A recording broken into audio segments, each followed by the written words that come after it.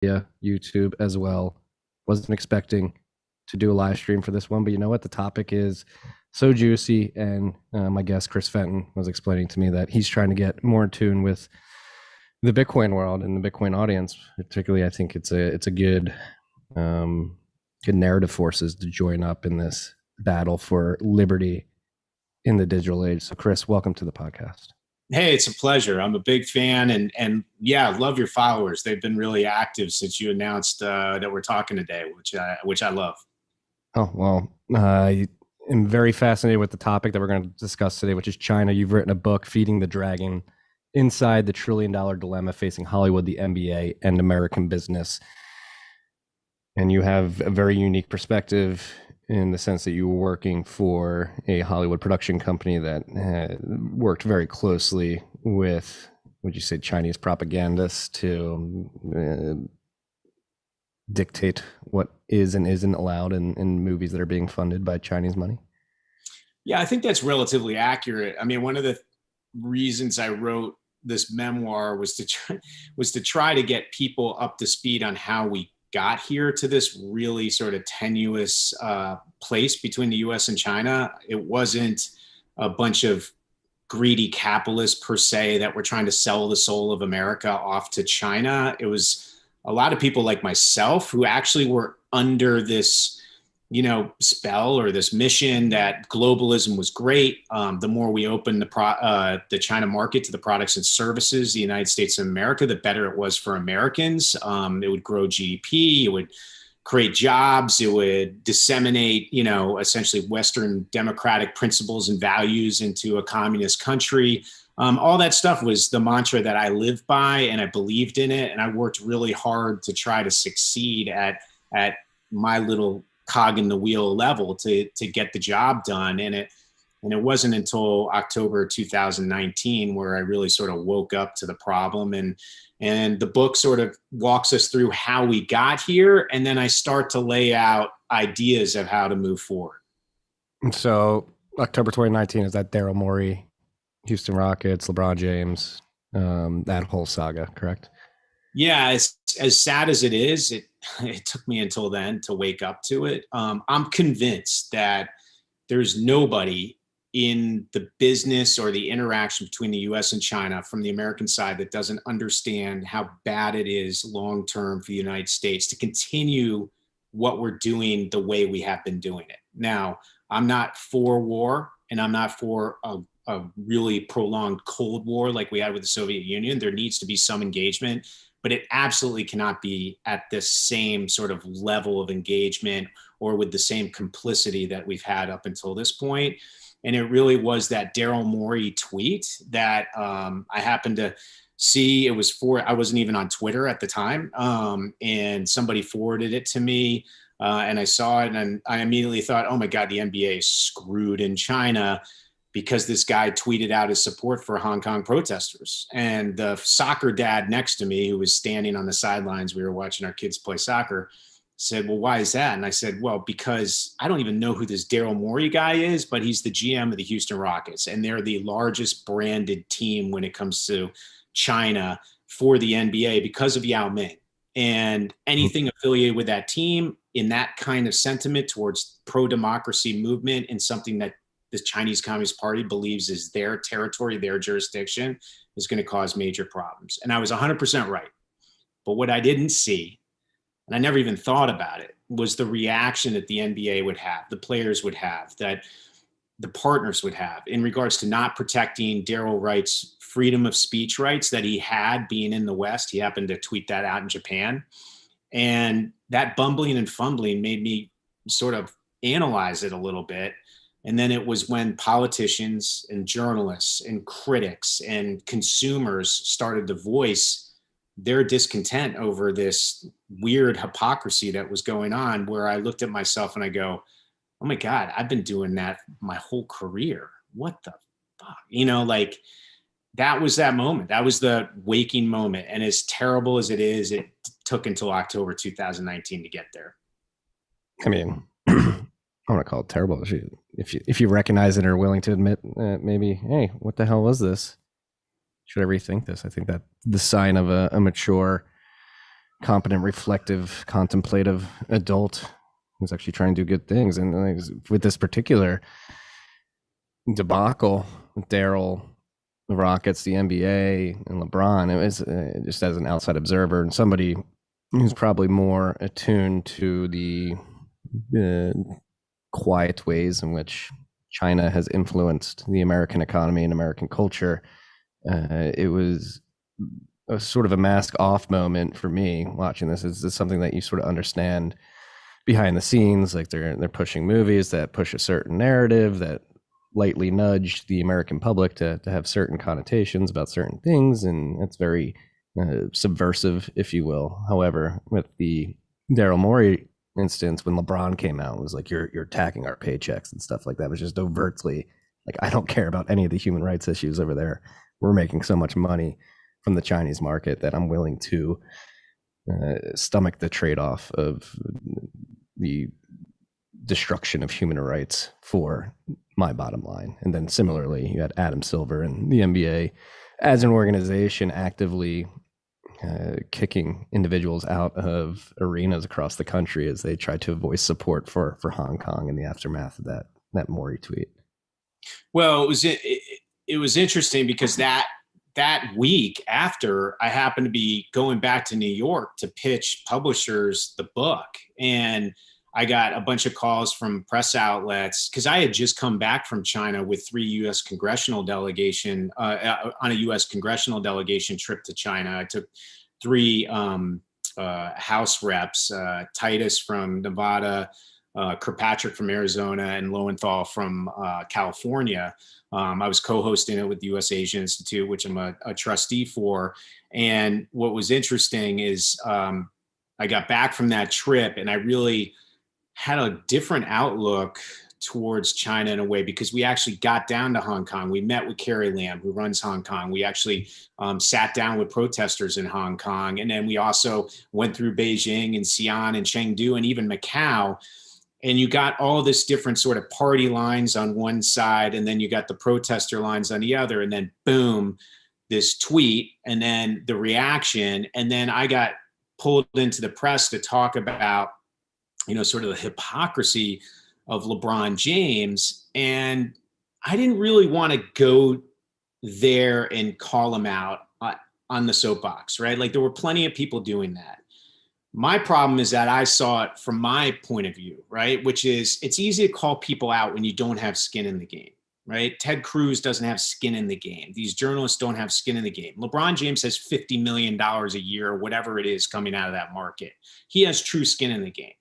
So for him to stand up and say something that causes that 50 million to vanish, that's a huge sacrifice, right? And yes, he's worth $1 billion. I get all that, right? And people can criticize whatever, but that's a big sacrifice. He's got skin in the game. And then the question is, what happens then, right? Because if no one else backs him, including the US government, then he just gets sacrificed to the wolves. And then he's replaced by another basketball player or celebrity or Premier League soccer player or whatever it is, right? And we just go back to the same thing. So to me, it's like, if somebody is going to take a stand and lose all that revenue, like essentially lose their skin in that game, then we need to have a plan to back them so that it's not in vain. It actually causes a sea change, which is what we need, right? And that was the big thing that I was on Bloomberg, a couple of days after that tweet, and I said that, and I said, you know what, Senator Ted Cruz, I love the fact that you're calling out the hypocrisy on this, because I'm seeing it now too, and the American public needs to see it. But what are you going to do as the U.S. government to back LeBron James when he takes that stand? Right? Like, what is it? Are we going to rally around him with other celebrities, with other partners of the league, of the U.S. government, and say, if there is retaliation, then we are doing no more business with you, right? Like, what is going to cause the change other than just somebody sacrificing themselves as a lone wolf? And that's just not appropriate. We got to figure out how we fix the problem rather than just calling people out and getting your tweets retweeted. Well, even before fixing the problem, let's identify exactly what the problem is. So how would you define or describe the problem and the path via which it got to its current state, which it seems its current state is such that we have an economic and somewhat tenuous cultural uh, connection with the Chinese economy at this point. We're very interconnected and maybe codependent to a certain extent on each other. And how did it get there? What did China do with industry in the U.S. to curry favor, and how we're going to identify that problem? Then how do we fix it, in your opinion? Yeah, well, first of all, the only way to fix it is to use the leverage, the full leverage of the United States of America, and quite frankly, our allies. It can't be a unilateral, push to affect this change. And that's why I've actually been very vocal and written a bunch of op-eds with one of the professors at the National War College on the potential use of the upcoming Winter Olympics as a leverage point. There's so much face on the line for the Chinese Communist Party there that if we suddenly don't show up to this fancy dinner party, they have a lot to lose, not just on the global stage, but with their own people, their 1.4 billion people that they got to keep just happy enough that they don't revolt. So if you look at where we are today, one of the things that I'm super, super, as far as like really cognizant of is trying to make this a nonpartisan issue. There's a lot of polarization of everything out there, politicization of every problem. Right. And you can't solve it unless you can get red and blue and everybody else united on it. So for me, I look at the things that unite red and blue and libertarians and the Green Party. I avoid climate change because people don't agree on that. But I like national security issues, economic security issues, human rights issues, and essentially the fact that all of that stuff is what makes us part of being human, right? And if you look at economic security issues, one of the things that we did do is we looked at China and we said, here is a market that's untapped and we can create jobs and grow GDP. But what the Chinese government saw was this opportunity not only to use their leverage to make companies do what they needed them to do on behalf of keeping their 1.4 billion people just happy enough that they don't revolt, but they also used it as an opportunity to create imitations of what we do so well here in the US. So an example of that is in the movie business, right? In 2008, we ended the Summer Olympics were everything that the government cared about for like 2 years. And then they finally finished. And then the goal of the Chinese Communist Party over the next 25, 50, 100 years was set with certain industries they wanted to make world class. One of them happened to be the film business. And in their eyes, they don't want fish. They want to be taught how to fish so they can fish themselves. So what did Hollywood do? Well, we figured out a couple different things that would make them happy enough to let what we make best in the world get into that market. And one of them was the ability for them to message how amazing China is, not just internally to their 1.4 billion people, but to the rest of the world, right? And if you look behind me, you see the Looper poster, right? And one of the ways we did that is we took a movie that was supposed to take place in the future in France. Did you ever see Looper? Mm-hmm. I think Looper would be a big hit with your fans, like and your followers. It's a really cool movie. Rian Johnson's gone on, obviously, to do Knives Out and Star Wars and all that kind of stuff. But the movie was supposed to take place in the future in France. But in order to get that movie into China, we realized we needed to do something that brand integrated China into that film and showcase China in all its splendor to make the government feel really good about it. So we actually changed the future from China or from France to be China.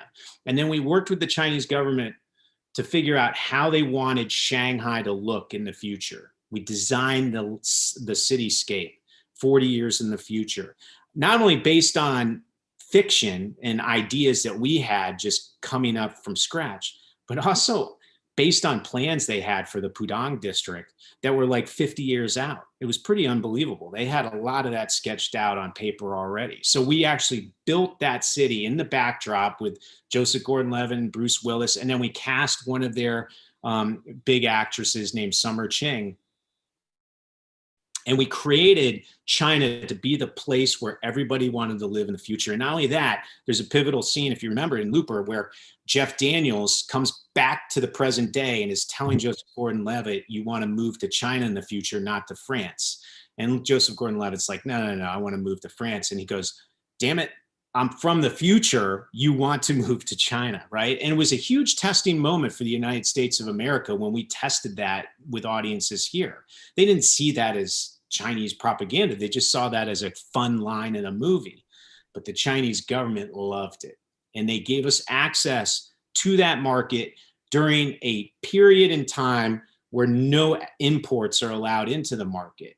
We were designated as a local production. So we got 43% of all dollars that came in through the box office, rather than at the time the 13 to 17% that studios got. So we got a lot of the wind at the back for that. So that messaging was crucial because it was a creation of messaging for the world to see China on a different stage in a movie, but it was also messaging for the pride and nationalistic behavior of the people of the PRC.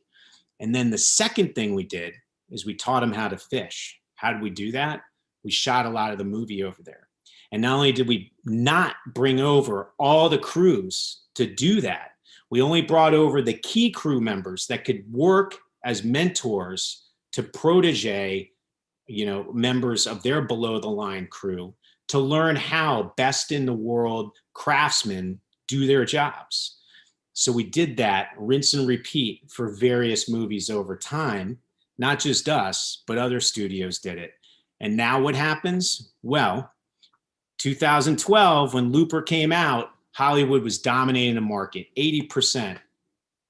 Now we're less than 10% this year.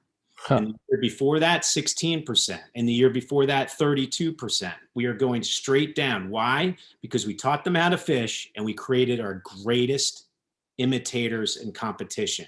And it's rinse and repeat, not just for Hollywood, but for every other business. You watch, Tesla is another one where I love Elon Musk. He's fantastic. Thomas Mueller lives next door to me here in Manhattan Beach, his partner at SpaceX.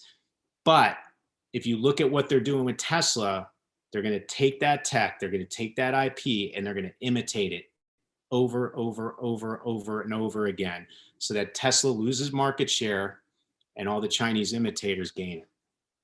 Yeah, it's actually funny with Tesla as a specific example. It seems like Elon has been attempting to appease the Chinese government over the last 6 months. I mean, obviously, with Bitcoin, he's been outspoken about its energy usage, and it just that messaging correlated very, very closely with China banning Bitcoin mining. Because it was stealing electricity and creating disharmony from local citizens, as well as like China and Tesla are going back and forth right now. Correct? Well, I mean, one of the things that a lot of experts, and there's way bigger experts and better experts at China than I am. I'm sort of a layman, practical expert in the US-China space. But if you look at some of these crashes of Teslas that are occurring in China, they're heavily publicized, right? And there always seems to be all kinds of cameras on all those crashes. So you see them, the public's aware, and then Tesla has to be involved deeply in these investigations of these accidents.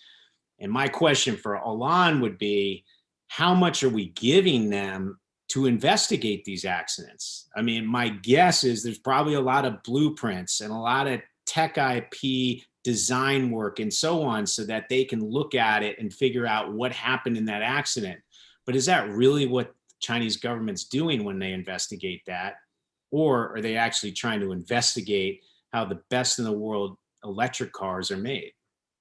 Yeah, it's fascinating. I mean, it's a lesson that should have been long ago. China does not respect IP. I mean, it's what they're most famous for, is just being an imitation economy.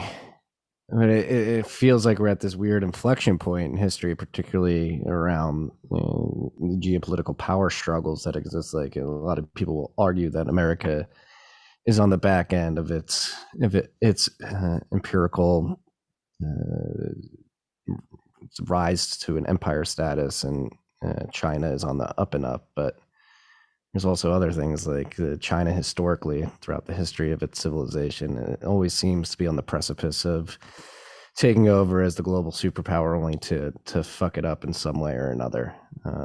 Which, considering the human rights issues that exist in China and the shadow banking system, which many would argue is probably very fragile on the back end, it could be very interesting if the United States and other Western powers identify China's human rights abuses and their overt theft of intellectual property of Western companies. Will that perturb their growth moving forward? And should we do it? I guess that's maybe what we can jump into. Like, why should we be afraid of this type of posturing from China, where they're just going to come brain drain us and try to replicate everything? And then that's the one thing I'd like to dive into. Like, again, they're influencing economic and cultural decisions here in the United States. And is that light nudging via increasing economic power because of the intertwining of Chinese and American industry? Is it pushing American culture in a direction that would potentially set up communism in the United States? Is it like a slow drip of these ideals via mediums like Hollywood and the sports industry, sports entertainment, normalizing things that probably don't align well with the ideals that this country was founded on? Yeah, I mean, I think, well, we talked about national and economic security issues, human rights issues, and there's obviously free speech issues, right? Those are things that all Americans can agree on, and quite frankly, the rest of the Western world.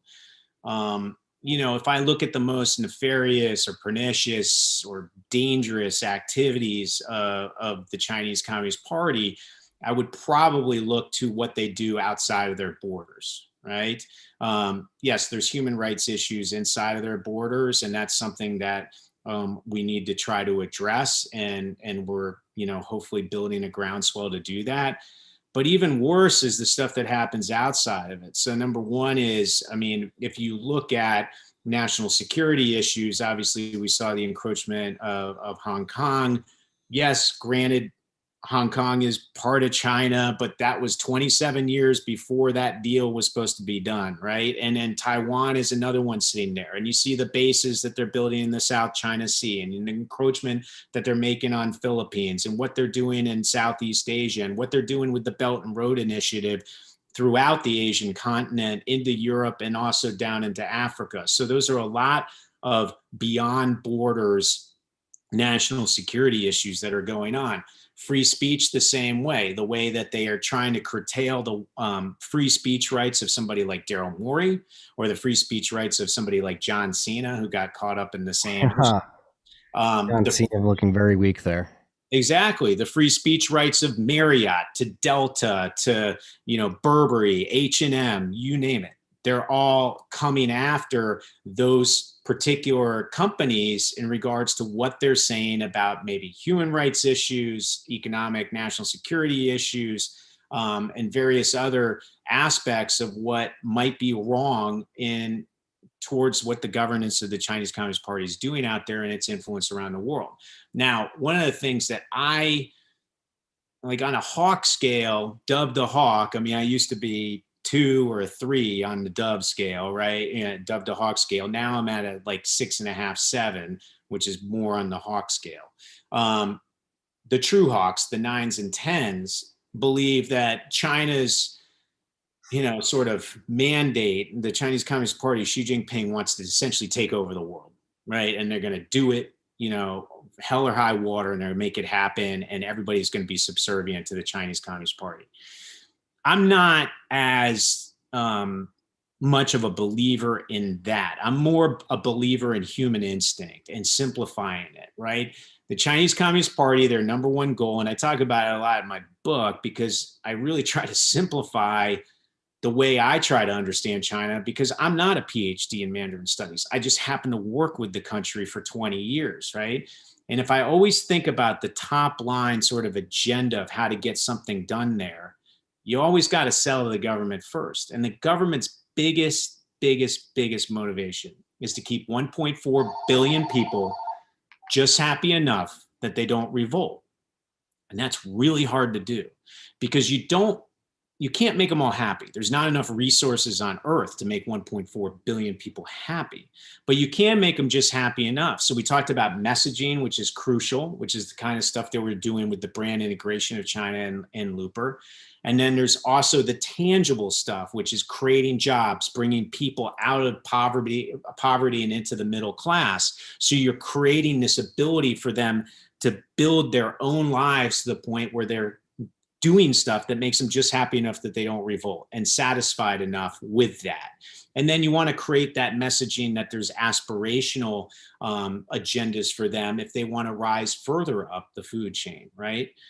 So if you keep in mind 1.4 billion people just happy enough that they don't revolt, one of the problems with that is just to keep them happy enough, you got to create resources for them in order to give them what they need and some of what they want.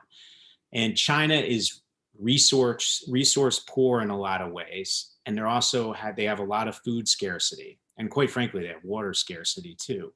So if you look at a lot of the things that they're doing that is encroaching on all of us beyond their borders, a lot of that has to do with food scarcity and resource scarcity issues that they have to address. You look at what's happening in the Philippines, you look at what's happening off of Easter Island and down in South America or off of Antarctica with the fishing that they're doing, what they're doing in the Arctic now and surveying those, that new open sea there that's not even contiguous to their country, but they want to lay claim to some of that resource up there. And it's one of the big issues as to why I'm covering on my Twitter, which by the way is at the Dragon Feeder, if anybody wants to follow, the Afghanistan issue, because Afghanistan does have a lot of resources that China needs. So a lot of that Belt and Road Initiative, a lot of the stuff where we're going, oh my God, they're trying to take over the world. I'd argue it's actually a bit of an act of survival. And by the way, that might even make it more harsh and more extreme and more severe of what they're doing, because when you corner a raccoon, you know what happens versus somebody that just aspires to do something. When they're doing something because they have to do it, that makes it quite scary if you're not thinking about it the right way. Yeah. No, it is crazy. I haven't heard it articulated that way. There were the impetus behind the way they're posturing internationally and venturing into places like Africa, now Afghanistan. Again, it seems like too perfect that, I don't want to get conspiratorial or anything, but a lot of people would argue that Afghanistan, the United States was there to defend the poppy for the opiate industry here in the United States, Big Pharma's opiate push. And then within the last few years, fentanyl out of China, synthetic fentanyl, sort of replaced those natural opioids. And so no need, some people are saying that's the reason why we're abruptly pulling out of Afghanistan, and then China's coming in and they're able to take advantage of the rare earth minerals as they seem to be posturing like they want to have an economic partnership with the Taliban, who seems to be taking over Afghanistan after we left.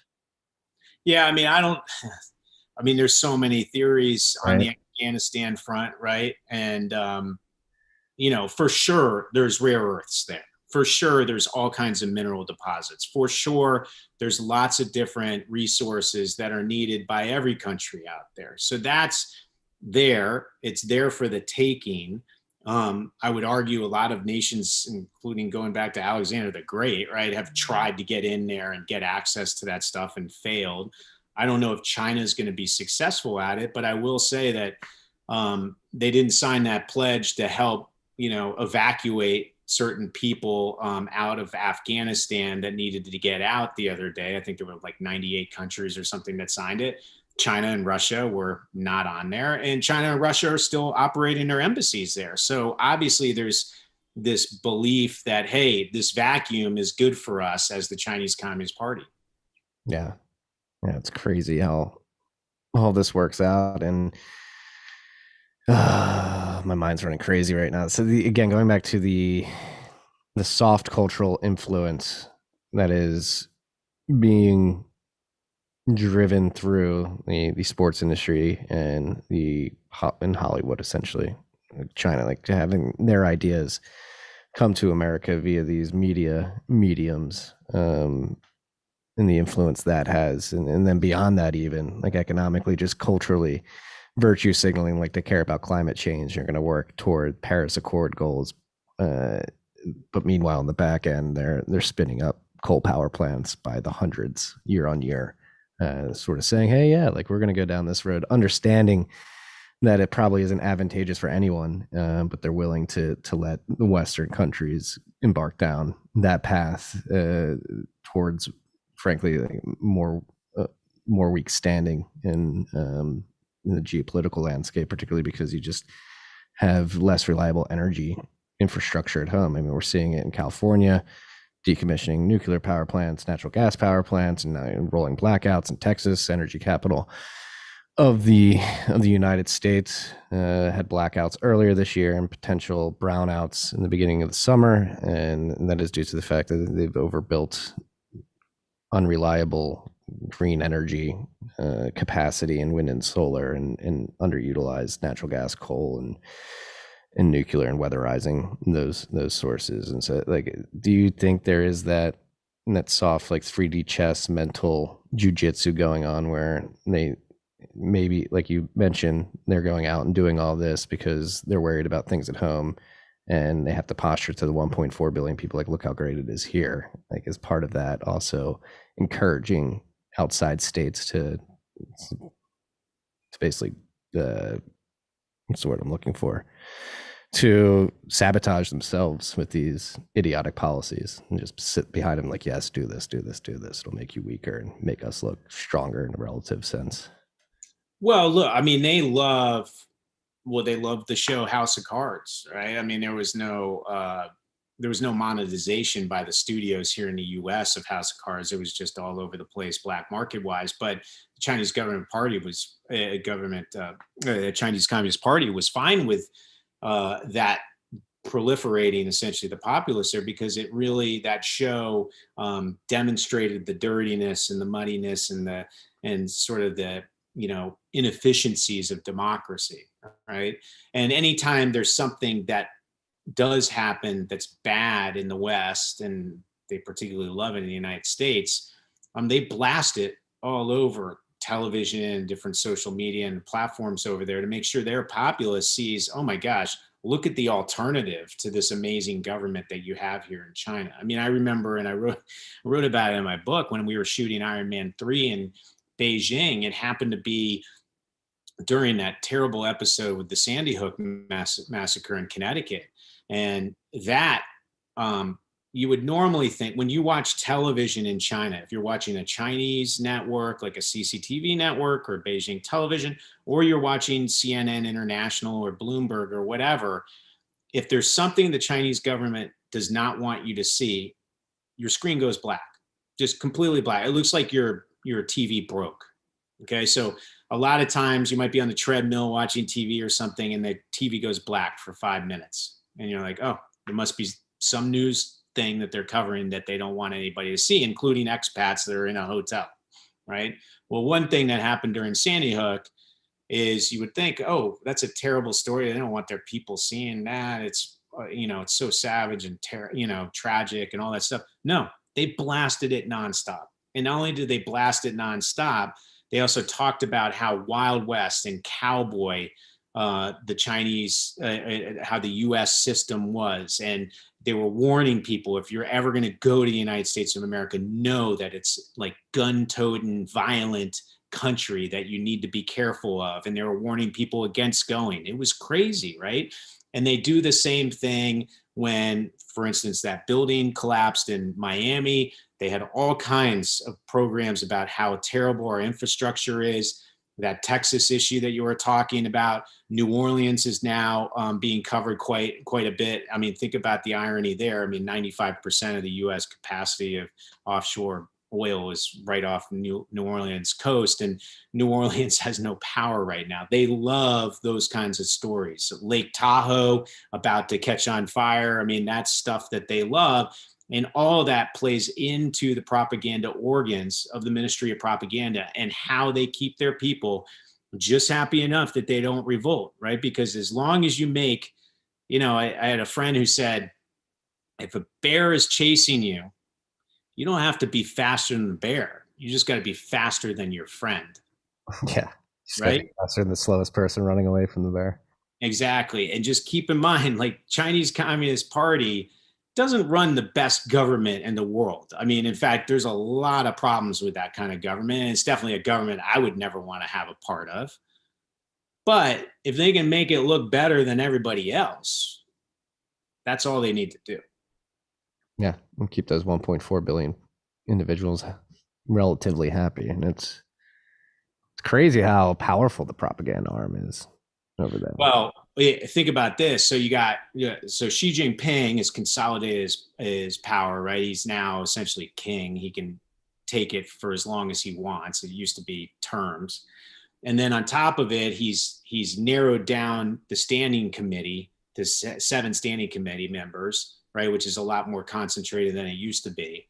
And then he's taken out a lot of the bureaucratic layers, right? So you got him, you got the standing committee, you got the Politburo, the Chinese Communist Party, and then the way they disseminated information to the public to keep 1.4 billion people just happy enough that they don't revolt and believing in the pride of their government is they would feed it down to the Ministry of Propaganda that would orchestrate the narrative that would then go to the State Administration of Radio, Film, and Television. That was a bureaucratic layer. And then that bureaucratic layer would then feed it to Chinese, the CCTV networks, to the print and digital publications, to China Film Group on the movie side of things. They took out SARFT. So now it's the Ministry of Propaganda, which directly, responds to anything that Xi Jinping and the Standing Committee wants. That is the direct layer that feeds out all information. There's no more bureaucracy in the middle of it. So it's super direct and super focused. And again, don't want to get political, trying to stay nonpartisan, but obviously in the lead up to the election, there was the insinuation that Joe and Hunter Biden were butting up with the CCP to carry favor or maybe enact policy in a way that would be favorable for China. Not focusing on that directly, but how much influence do they have with individuals, departments, industries in the US? Like, can the Department of Propaganda in China pick up the phone and call somebody here in the States and say, hey, here's something that I think would be worthwhile to portray China as? Well, it's interesting. In fact, there's a great expert named Bill Bishop who runs a newsletter called Cynicism that talks about this a lot. But the reciprocity of access for the propaganda organs of China versus journalists here in the US inside the China market is not there, right? So the China embassy, different Politburo members, different Communist Party members, different outlets for the Chinese Communist Party like Global Times or the People's Daily, et cetera. They all have access to anything they want social media wise, or even to deliver a paper here in the United States of America. Whereas in China, there's a lot of our journalists that are banned from there. They're banned from being there. There's platforms that are banned there. We don't have access to go that way to spread, essentially messaging that we want into that country, but they have full access here. Okay. So you have that propaganda device, which is very strong. But if they can't get messaging that's strong enough to coerce constituents towards building momentum towards something that they want done, like, if for some reason they wanted trade to open up and they're they try to propagandize the U.S. citizen into believing that Chinese goods and services allow Walmart to have the cheapest stuff on earth, which makes your life better as an American, right? If they can't get that working, and remember, the constituents then build the momentum to pull it up to our leadership and our elected officials to actually implement changes that the Chinese Communist Party wants. If they can't get it done that way, then what they do is they turn to the business lobby. And we're seeing a lot of that now. They'll go to the different big titans of industry, the different CEOs, and say, oh my gosh, this relationship is deteriorating. We need to bring it back. You need to go to Washington, D.C., all of you C-suites, all of you American Chamber of Commerce, and fix all of this, right? And then if that doesn't happen, then they'll start to showcase their leverage with that market and start to clamp down on sort of the sugar high that we've gotten so used to as companies in regards to our growth prospects and our revenues and our profits that are heavily derived from one of the last remaining massive markets on earth that's growing really fast. So they have a lot of levers they can push in order to influence us to do things that they want done. Yeah, and it seems like Wall Street's a big lobby for them as well. You had Larry Fink from BlackRock come out, I think, in the last 2 weeks alone and say that we should be allowing the institutional funds here in the United States to directly invest in publicly traded Chinese companies because he said despite the human rights abuses and all that, it's a massive economy with a lot of growth potential. And I think Kyle Bass from Heyman Capital pointed out like this is a terrible idea because they don't even have to report like anything accurately over there from a financial perspective, but there is pressure points from which to exert influence, and it seems like Wall Street, obviously, always out to make a financial product that they can squeeze some yield out of in China. Certainly seems like the market. I'm not anti-capitalism by any stretch, and I have lots of friends on Wall Street, right? Like to create profits, to generate investment returns, I get it. That's their job, right? But the criticism I have, not just for Wall Street, but for every industry right now, is that if we continue to chase the sugar high of China, right, like with Hollywood, it's slowly dissipating towards zero. I mean, we're below 10% market share when we were up at 80%, right? So like it's slowly dissipating anyway. And it's going to happen with every single industry, including that of Wall Street. So the question is, the longer we chase the sugar high that's going to eventually disappear anyway, the deeper and deeper we get indebted to that country in so many ways, right? I mean, the more we're allowing them to transfer tech IP, allowing them to understand processes, allowing them to imitate designs, allowing them to build their imitators on US capital because they have access to US capital markets. So not only is the inevitable going to happen where we end up losing that sugar high anyway if we just proceed down this path, but on top of it, we become more and more like China because they become stronger and stronger as an economy and as a superpower. And eventually, the foundation that allows capitalism to thrive under the principles and values that we hold dearly as Americans and as members of the West will completely disappear, right? And that's what I don't get about this continued chasing of the dragon, the continued feeding of the dragon, right? Like, it's almost like a I'll be gone, you'll be gone mentality. Let's leave it for the next generation.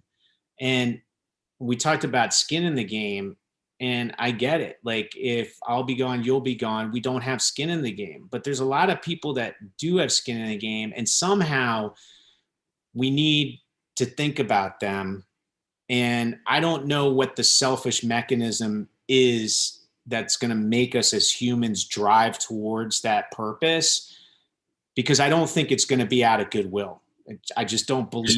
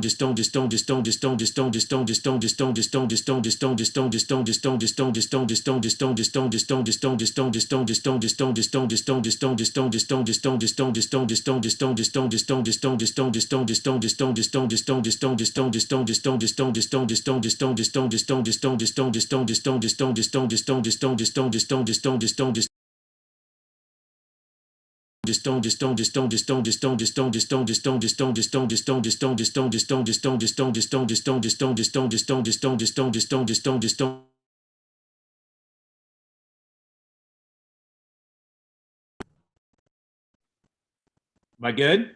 Yes, I can hear you now. That's better. Can you hear me? What the hell was that? Was that the Chinese Communist Party shutting us down? Maybe we are using Chinese spyware in Zoom, so it's possible.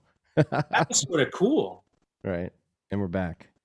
Um, Well, it definitely put an accent and a stress on the point I was making there. right. Well, and that's one thing I wanted to touch on as well as like this light coercion via playing to American industry tendencies to be hyper capitalistic and allowing Wall Street to come in and seek yield from their capital markets or their public markets, excuse me.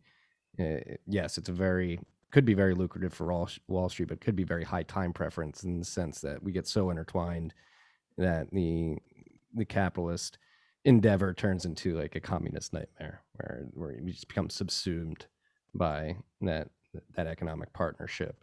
Well, one of the things that I try to do is like I try to figure out, and I don't know the answers to this stuff. Like this requires dialogue from all sides of the aisle and from all walks of life involved in the engagement of the U.S.-China relationship, as well as people that aren't necessarily directly engaged, but they got to realize that everybody's affected by national and economic security issues, human rights issues, and free speech issues, right? So, and I'm taking climate change out because that does bifurcate, political parties. So everybody's affected by China, and we got to work together, come up with solutions. But one of the things I always try to think about is just like what motivates a human, right? Like what's the most simple thing? And if it is greed, then let's work on that.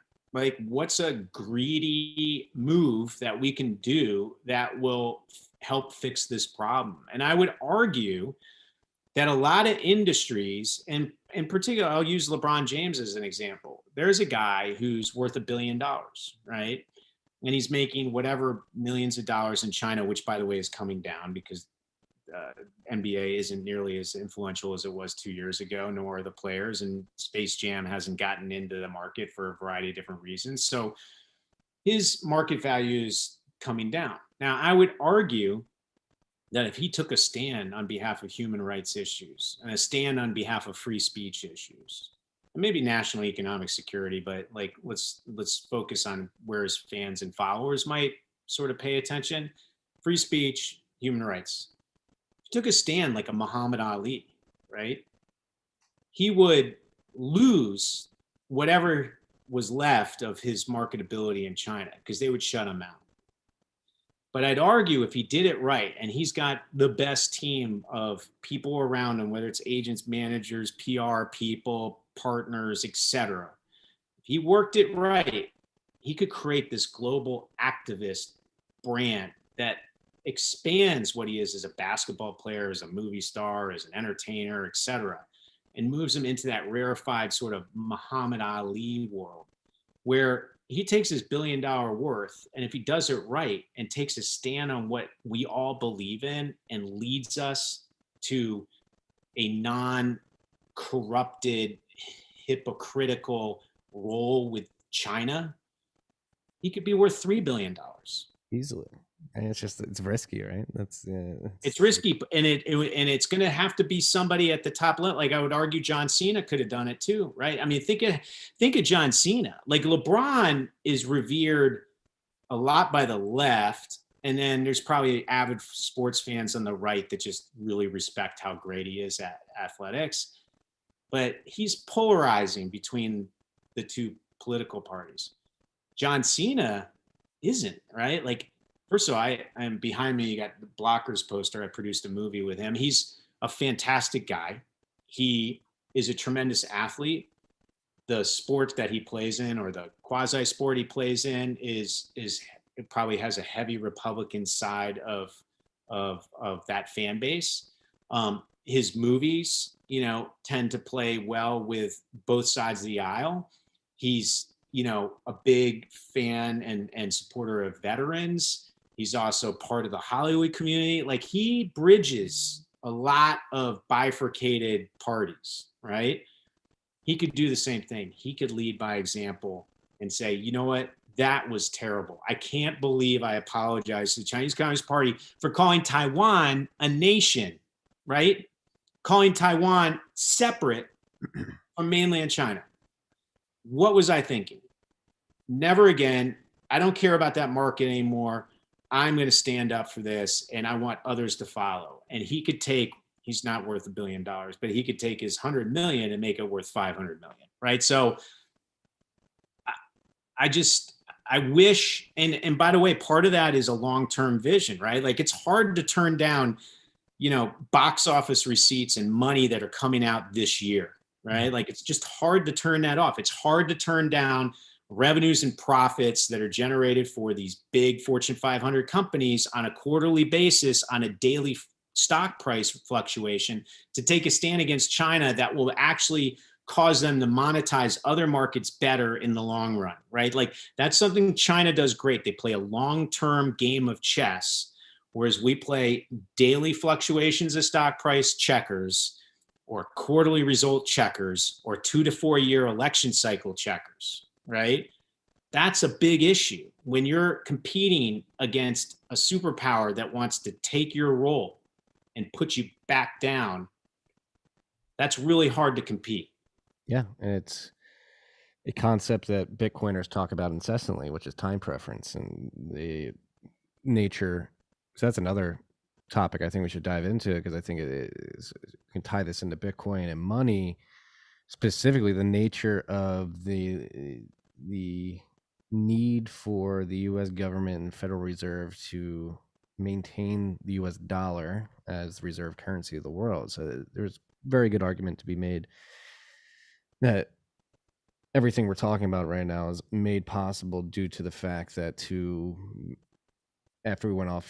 after Nixon severed us completely from the gold standard in 1971, to essentially create demand for dollars to ensure that it is the reserve currency of the world, you have to flood international markets with dollars. And the way we do that is by buying cheap goods from China, having the economic trade deals that we do with them. We are willing to sacrifice the manufacturing base and the middle class and the working class here in the United States, who before 1971 would have built stuff for us. We are very comfortable going and sending the dollars to produce those goods abroad, just because the natural demand that creates for dollars abroad will ensure that the U.S. dollar remains the reserve currency for quite a while, which has been the case for the last 50 years. But again, it's this very high time preference, because in the process of doing that over the last 50 years, we've again hollowed out our manufacturing base. We've created this crazy wealth gap here at home, which is causing a lot of social incohesion, and it's put us in a spot of weakness, because we were willing to forgo longevity and actually structurally strong economy for the U.S. dollar being the reserve currency of the world, and which has allowed economies like China, other Southeast Asian countries to basically be thrust onto the economic scene over the last 3 decades, more particularly. And so like you mentioned, like playing to other people's greed, do that as well. Convince John Cena and LeBron James that it is in their long-term best interest to play this long game. Yes, you may give up $40 million this year in revenue from the Chinese market. However, 5 years from now, because you took a stance, it paid off, and America and its ideals benefited from that. You'll make 400 million. You'll get that 10x on that revenue that you're giving up today. Playing to greed.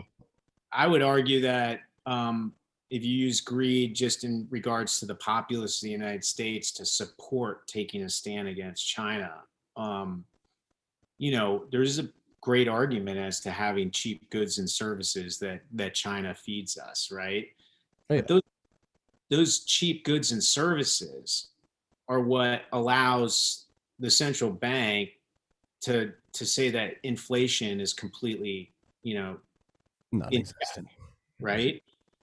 And if you don't allow those products and services into the market and you actually create some of them here, I'm not talking about t-shirt factories and things that I don't know if you can get Americans to do, but semiconductor chips or things that are part of the national security supply chain, or things that require some level of skill or ingenuity, or things that we used to do in the Rust Belt of the country, you're going to start to see wage gains because you're going to have to hire Americans to do that stuff.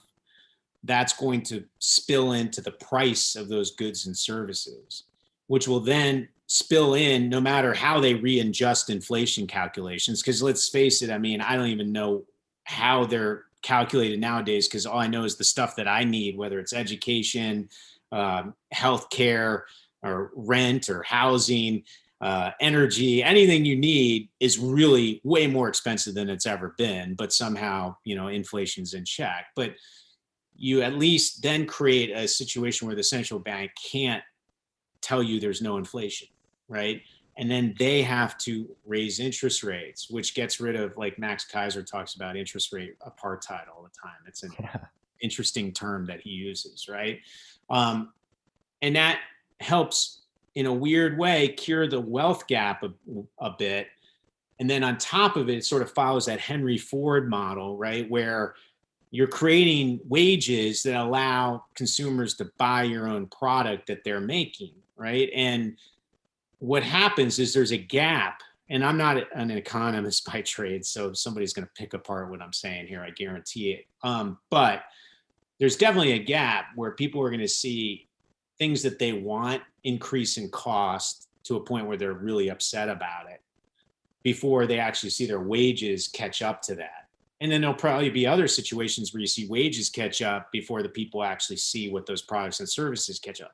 But through all of that, transition, which is messy, and on top of it, it makes us more secure as a nation because you're actually bringing supply chains over here that we need back or brought into countries that are actually our friends. We get less reliant on the China market. And on top of it, we get less reliant on really low interest rates that are creating this massive wealth disparity. And by the way, I would argue too that if you look at China right now, they know, they're smart. Like, they are always thinking, like we talk about greed here being a driving force. There, it's about, who runs the country, and it's their ability to hold power. So they know every little nook and cranny of what creates unrest and a potential Tiananmen Square episode to happen again. And one of the biggest ways that happens is massive wealth disparity. And even worse, that wealth disparity on a public stage so everybody can see it. So what are they doing? They're kiboshing these celebrities with massive, social media followings that are showing themselves on private jets and yachts with big entourages and all that stuff. They're saying no more of that crap. We don't need that thrown in everybody's face. And then on top of it, they're going to do all kinds of totalitarian measures to try to bring down the income of the top people and try to bring up the income of the bottom, right? Like, and that's stuff we can't do as simply or as correctly here in the United States. but they can do it there because all they're caring about is that human instinct, or at least the handful of people that run that country, the human instinct of controlling power, right? Here, we can use self-greed, self-preservation, self-interest to get people to do the right thing. Like, it sounds weird to say that, but I'm sort of giving up on people just doing the right thing. Like, and I've lost faith in that. Maybe it's because I'm 50 now and I just seen enough people not do the right thing in my life. But let's say people don't do the right thing. So let's figure out how to create the variable that self-interest just makes the right thing happen. Like, it can happen. It 100% can. Well, this is you're speaking straight to the Bitcoiners right now. The Bitcoin, I don't say every Bitcoiner, but a big theme in Bitcoin is aligning incentives. Charlie Munger said it perfectly. Show me the incentives, I'll show you the outcome. If people aren't incentivized to produce a good outcome, they're not going to. They will game the system via the incentives that have been put forth before them to benefit. And depending on how that incentive structure is set up will dictate the type of society you live in. And I think this is why Bitcoiners would argue why Bitcoin is so important and is an imperative as we drift further into this digital age, is that it incentivizes, like, especially particularly if you're thinking about a Western perspective juxtaposed with China and what it wants to do with the world. Like, Bitcoin is that perfect greedy incentive mechanism to pull interest out of China, economic activity out of China. Number one, because they're never going to adopt it because they can't control it, and it's just a non-starter from the CCP's perspective. They can't allow Bitcoin to proliferate, even though they've done a pretty poor job at stopping it in the first 12 years of existence. Obviously, they banned mining earlier this year, but there's a considerable amount of Chinese citizens with a material amount of Bitcoin. But by leveraging individuals' greed to adopt Bitcoin on a more wide scale, thinking that their purchasing power of goods will increase significantly over time, has a sort of natural neutering effect on Chinese Communist Party and their ability to exert economic influence like they have over the last 3 decades. I think Bitcoin will be a very powerful tool in this. I don't even want to call it like a disconnect, whatever it is, just a leveling of the playing field between the Western world and China. Well, the thing, I don't know Bitcoin nearly as well as probably the least knowledgeable follower of your podcast, but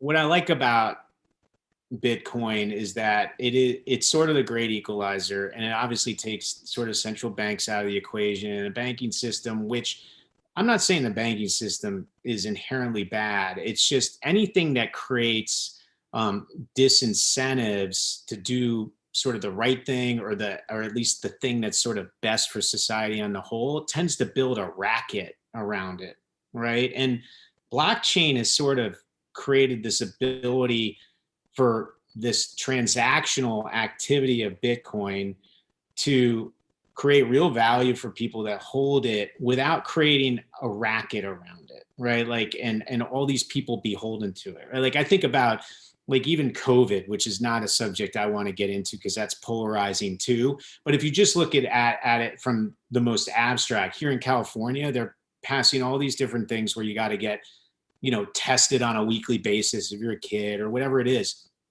And you're seeing all these like medical facilities pop up that all they do is testing. And you just see these lines outside, and it's like, depending on the test, it's like $40 to $250 if it's rapid, if it's 2-day test, whatever it is. And you're in real time, you're seeing a racket form around policy and around something that is creating misalignment of interests, right? And if the racket gets too big, you can't fix it. You can't address it. Like, I look at the tax code for the United States of America. Like, why is it so hard to just make it one page? Well, there's a huge racket around taxes, right? Like, you got lawyers and tax attorneys and structures offshore, and you got H&R blocks and all the different accountants that are, like, literally their job is to make you think it's the most complicated thing on earth and you need to use them, right? Like, And that's where it's such a friction of capital. It's a friction of resources, a friction of the ability to do things that's what's best for society on the whole. And I'm not even talking about the United States. I'm talking about the global system in general. I mean, the oil interest, the same thing. You got massive racket around that, right? But imagine if we just said, we're going to spend as much money with these oil companies, you're going to get the same revenues every day, every year that you've always gotten. But what you're going to do with those revenues, because we're going to generate it to you, is you're going to start to flip to renewable sources of energy or whatever it is, right? Or take the Pentagon racket out, cut it in half the budget and put it towards better things that create profits for companies and create ingenuity and the ability to build things and all that kind of stuff. But the racket gets too big. Like, it's just so hard to break apart. Chris, you gotta dive deeper into Bitcoins, because we would argue that the racket starts with the money.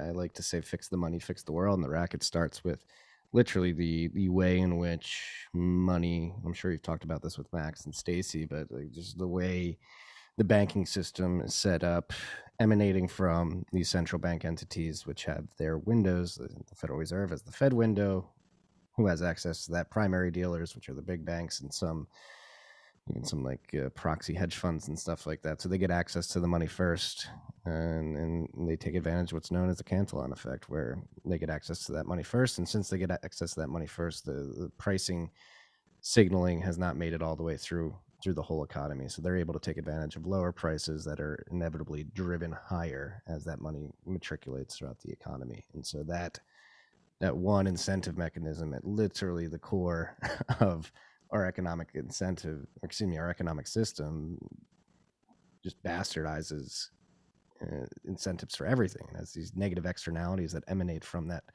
that source that I would argue can be reeled in if we get to a Bitcoin standard where there is no central bank that controls the amount of Bitcoin distributed to the market at any given point in time. It's programmed into the protocol, and therefore you basically get back to a world in which opportunity costs are more accurately priced, where arguably the primary dealers, the people with access to that money first from the Federal Reserve, have no opportunity costs. They can go, no, they're going to get bailouts. There's privatized gains, socialized losses, and that's just purely from the nature of how money can be created ex nihilo, distributed to these people. And it's a game of favoritism and proximity to the source, and it is the most corrosive part of our society as a human race, I would argue. But the problem is the racket actually creates it corrupts great people in a way, right? Like, our smartest and brightest from colleges they want to go into financial services. I believe I saw a Federal Reserve thing on Frontline last month where I think they said the financial services business all through time in American history used to make up 3.5% of GDP.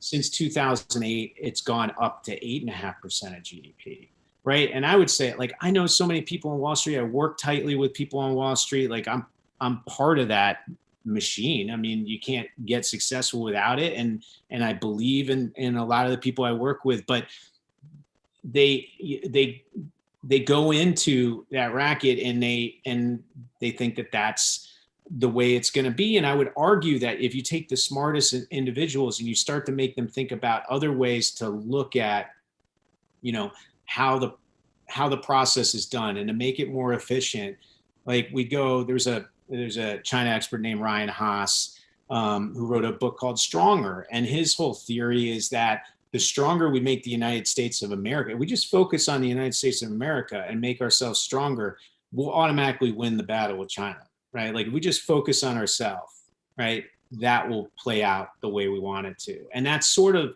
what we need to do. And I don't think we've been thinking about it that way in the best sense. And you even look at the Democratic Party. I mean, one of the things that they got smart about, and Democrats are usually not as good about messaging as the Republicans. Republicans are like death panels or, death taxes and take your guns and that kind of stuff, right? Whereas the Democrats tend to give their slogans in like 8-page, diatribes, right? But one of the things that's interesting is that the Biden administration has said, hey, to pass through this infrastructure bill, we can pull in the China thing, right? And say, we need to do this to compete with China, right? And that's an interesting idea where you're actually pulling in a nationalistic instinct, patriotic instinct to pass through something that a lot of people need to hold their noses about, right? And I would argue too, if the infrastructure bill really is what it should be, right? You are going to make yourself stronger and compete better with China. So I like the thought process there. I don't know exactly what's in that infrastructure bill and all that kind of stuff, but it's interesting to sort of look at how do we make ourselves stronger here in the United States and America to tackle the challenges indirectly of the rest of the world. Yeah. Right. There's this weird cultural self-loathing that a lot of Americans have right now. They're very sold on the globalism idea. They're sort of masochistic in a way where they don't want America to succeed because they don't believe in Western values anymore, which is a weird position we found ourselves in. I think we live in a very precarious time in human history, and again, an inflection point. Like, do we get another thing? I think all this stuff is imperative because we do not want the Chinese social credit system exported to the Western world, which seems to be happening at a rapid pace. And I think waking people up to just how insidious a lot of what's going on and emanating from China, particularly Chinese Communist Party. Again, it's important to separate the CCP from individuals living under the CCP. It's actually a crazy thing that is acutely highlighted in the Bitcoin mining industry is that over the first 12 years of Bitcoin's existence, arguably the most competitive and capitalistic part of the Bitcoin industry has been the Chinese miners who've essentially built incredible, well, before it all got banned in May, they built incredible infrastructure and had 60% of the network hash rate. And two of the companies producing the ASIC computers that make the Bitcoin mining world go round are out of China, have since moved to one manufactures their stuff with TSMC in Taiwan, the other with Samsung in South Korea. But yeah, it's this weird irony that some of the most competitive parts of the Bitcoin industry have come from